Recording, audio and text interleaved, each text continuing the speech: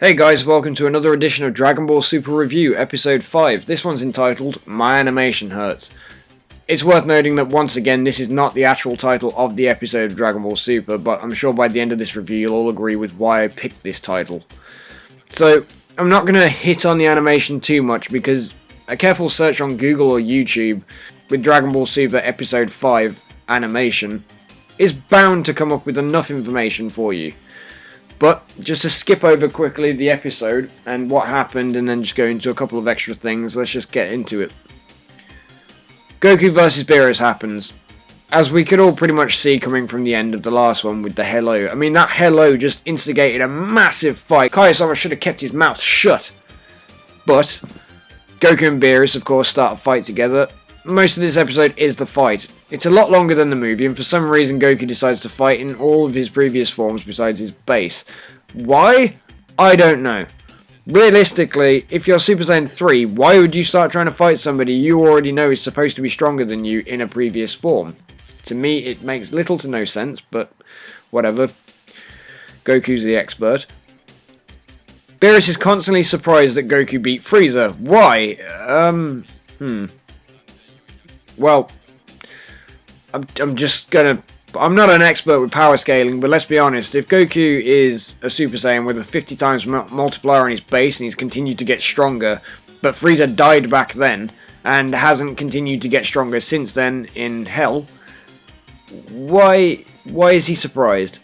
And before you think I'm thinking of Hell from the end of the Majin Buu one where you see them all watching the crystal ball, I don't mean that. I mean the Hell in the cocoon or whatever he's in Resurrection F. But, okay, I digress anyway. A lot of really amateurish animation going on in this episode. Hands drawn at the wrong angles, eyes drawn in the wrong style, or as my favourite ever, Beerus awesomely detailed dots for eyes in a couple of spots. The Battle of Gods version was much quicker and got to the point a lot faster. It just kind of dragged on for a little bit. I'm sure most of you watching these reviews are probably thinking, am I ever going to be happy? And to be honest, no, I'm not. I will at least search for happiness in these episodes, and I'm sure, because I've already seen a couple of things from later episodes, I know that I will be happy at some point, so if I'm constantly sounding down, just, stick with it, don't worry. So, this fight is really naffly choreographed. I mean, Beerus just seems to waste an awful lot of time dodging, and there's just not a whole lot to it. Goku fires a Kamehameha that kind of looks like he's just shot a dodgeball at him. And when Goku turns SSJ3, Beerus chops him in the neck. Doesn't do any cool setup like he does with his little teleportation warp thing from Battle of Gods. He just kind of does like this predictable transition to the actual point where he needs to chop him.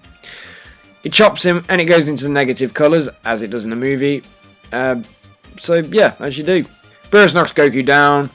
Goku's humbled. Beerus sods off to Earth. Kaiosama warns Vegeta. Vegeta gets shocked to hear of Beerus and agrees not to be hostile. And pretty much that's the episode in a nutshell. So yeah, basically this episode, a step in the right direction for my taste, but even these fights, I turn my nose up at slightly because there's not a fat lot of tension when you're not really portraying the bad guy to be 100% pure evil. When the antagonist at this point in the series is just a one-dimensional food-obsessed dot-for-eyes moggy. So yeah, if you ask me, go watch Battle of Gods for everything at least up to this point so far. Now, in hindsight, the animation in this episode in parts was abysmal. And it wasn't even just the tweening animation shots as some people have blamed it on. This was actually focused stills at some points that, are actual drawn images that were supposed to be on the screen for quite a while. So there's not really much excuse for that.